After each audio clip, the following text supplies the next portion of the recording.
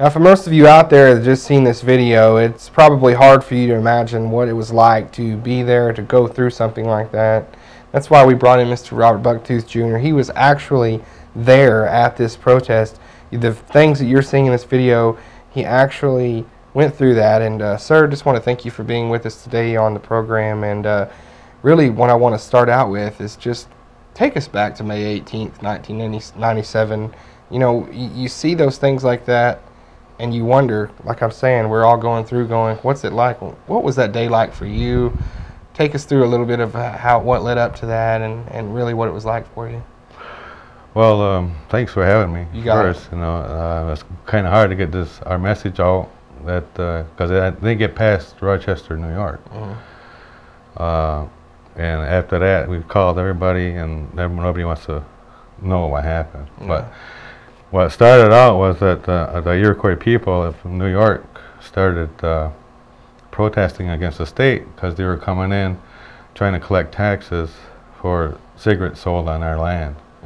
And the other nations in the Iroquois Confederacy were protesting, the Seneca Nation and Mohawk Nation. You know, these nations were protesting against New York State. So on May 8th, actually, we started a protest fire along the side of Route 81. And that went on for 10 days. You know, the Sheriff's Department and the Fire Department even came up and asked what we were doing. And we said, well, we're up here because we want to expose the corruption and stuff and tell you the truth of what's going on, you know, with this compact with the state of New York.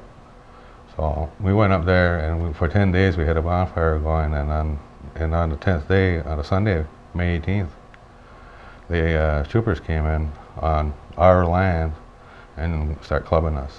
So when you look at the video, actually, you know, you see some of the people talking about this is taking place on our own land, like you said there, and it really becomes not only there with land sovereignty, but just the sovereignty issue is, you know, it seems to me like the state of New York in this, from the video looking, had no clue about sovereign nations, what they're to be entitled to, how they govern themselves, those type of things. Is that even, have they even began to get better at that? I mean, I know when you and I talked before, you know, you said it's still going on. It's still going on, and our case right now that's still going on is kind of like a breakthrough, I guess, because one of the agreements was that they were going to allow us to go once a year to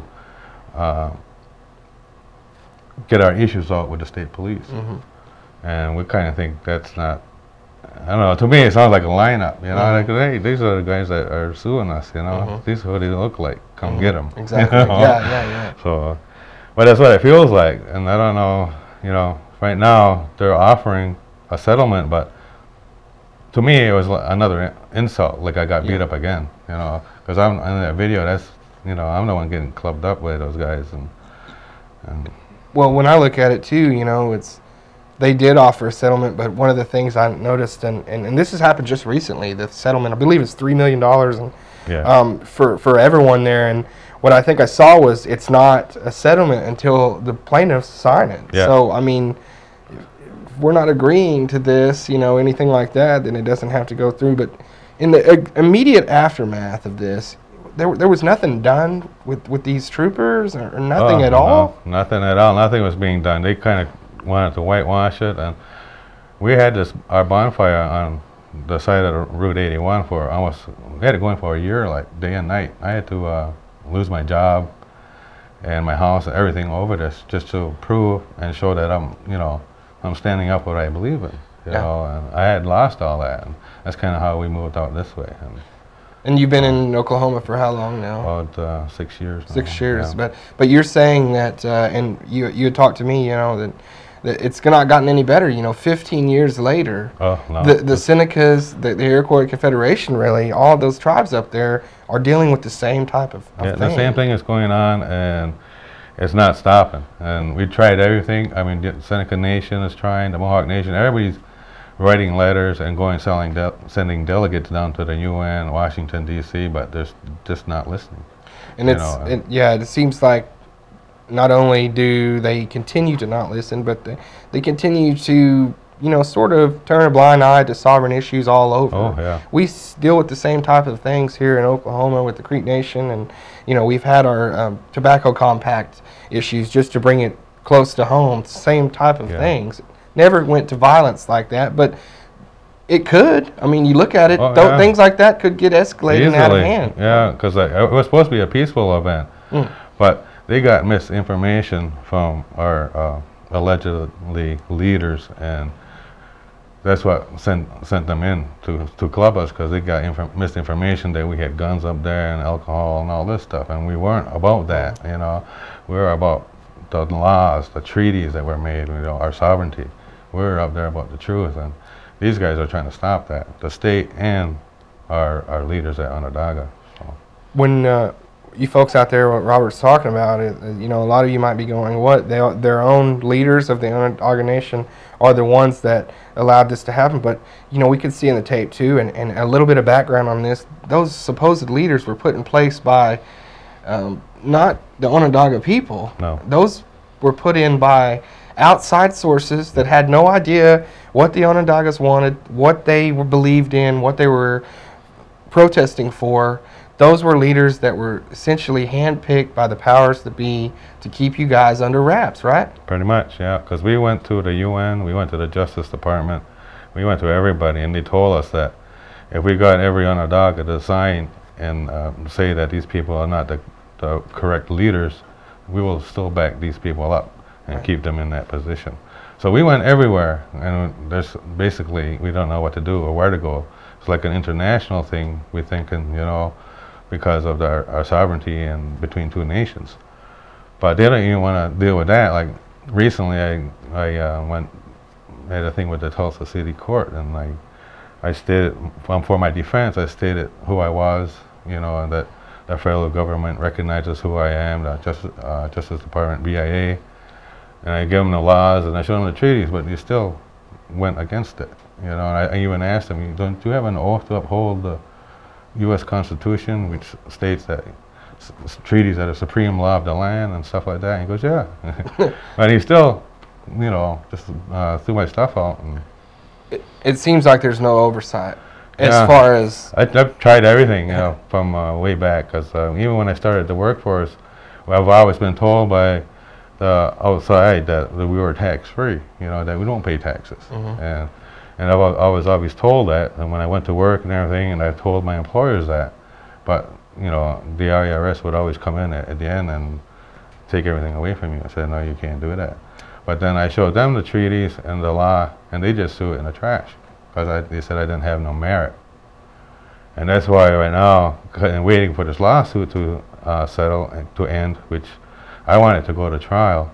I'm trying to figure out what's going on with all this, and get my merit, as you say. I don't. That's just incredible that it would, tribal sovereignty would have no merit. I just, and to this day and age, we're so far removed, we think, from some of the atrocities, but so very still close to them because of still treaties not recognized, treaties not honored. And we're still dealing with that on a large scale. And, you talk about this. We're looking at this video, 1997. That's 15 years ago, and we're still here, and you're still fighting the same fight. Do you feel like, are you getting tired of this, or is it to a point where you are just as emboldened as you've always been about taking this and being someone that stands up for what's right?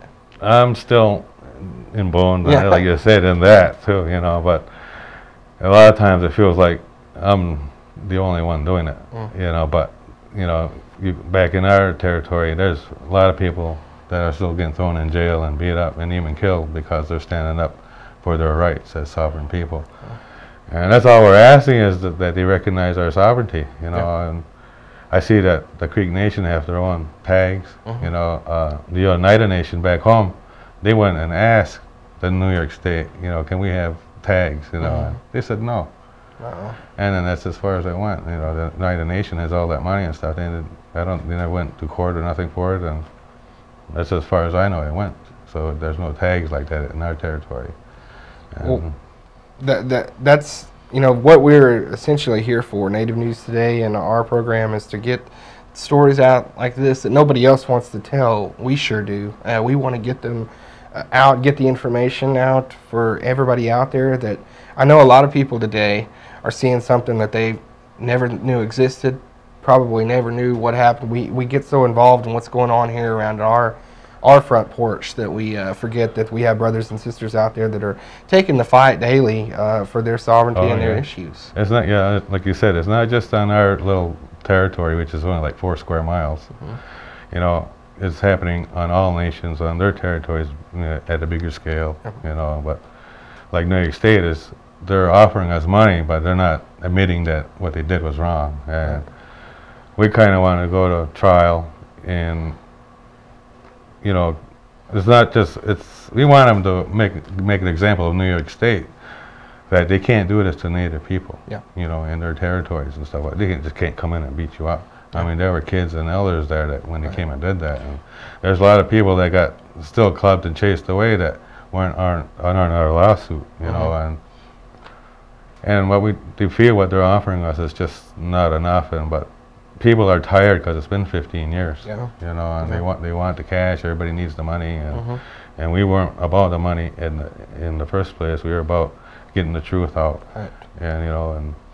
but they say that since it's a civil suit, it's about money. So, well, if it's going to be about money, then we want to have to make an example of you and make New York State hurt, because they say they're broke. Well, maybe they are, but they have a lot of our assets. They say that's theirs. Absolutely, that's exactly right. That's exactly right. It's what we've dealt with in Oklahoma in our history, the Osage oil murders for the head rights and the land and everything like that. It's same story, different day, with a lot of things. But I really want to thank you, Robert, first of all, for being courageous enough to come on our program and to share your story. I'm sure it's very hard to go back and relive that day, but for our viewers, for our people here, to see you still here 15 years later, strong as ever, with that that compassion to get the word out that it's not about the money, it's not about this or that, it's about the fact that we want to protect our sovereign rights. And for those out there that believe that Indian people don't care about their sovereignty, anything like that, that is an absolute bold-faced lie. We do, and we'll fight for it. And I want to thank you for coming in with us. Thank you. But